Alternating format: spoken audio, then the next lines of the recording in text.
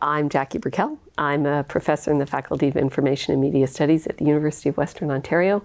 I'm also an Associate Vice President of Research at the university.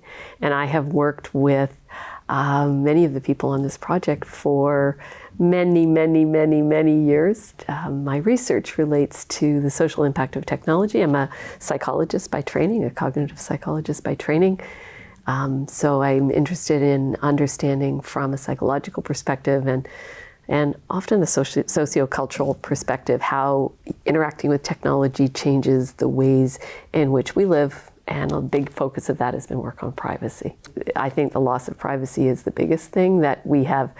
You know, there's this idea of a digital double that we have, that our technologies and all of the entities and people with whom the information collected in and by our technologies is shared know a tremendous amount about us, sometimes even more than we know about ourselves. So we do not recognize just how completely constructed the information that we encounter in the world is, because so much of it we encounter online, and all of what we encounter online is packaged up precisely for us or for who the interface or the device believes us to be on the basis of all the things we've done, all the things we've said, all the people we've interacted with. All of that information is taken in and it's mushed up all together, and it creates a profile of us, and that profile is used to frame and sort and select and structure the information we encounter. So it's not just through active platforms where we're actively constructing ourselves, like social media platforms. Absolutely, those are huge sources of information, but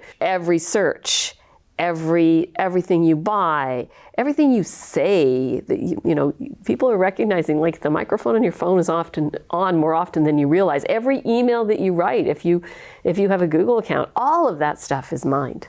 Now, many years ago now, there was a very famous pair of cognitive psychologists, Danny Kahneman and Amos Tversky. They won the Nobel Prize for work in behavioral economics. I was lucky enough to work with Danny at one point. Nice. And the work that they did kind of turned the economic world upside down, because economics is this idea that you make rational decisions, and behavioral economics is this idea that, well, you make decisions, but they're not what would be called by an economist be rational. They're driven by characteristics, they're driven by situations, they're driven by unconscious strategies that you have. So we are not aware of all of the things that influence our decisions and all of the things that influence our activities in the world. And why does that connect to what I was talking about? Because really simple, tiny changes in your information environment can end up having this cascade effect so that you make a different voting decision down the line. And we know this can happen. Like, cognitive psychologists have known this for decades, probably way longer than decades. Like, it's not a shock.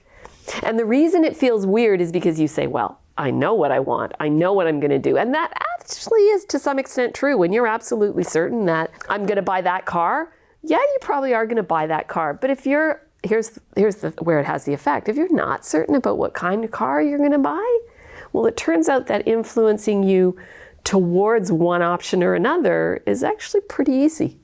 And it happens very subtly. It's like, oh, wow. So suddenly, in the background of, I don't know, it's throwing up pictures at me for something. And in the background, when I don't even notice it in that video, all the cars that are going by are Nissans.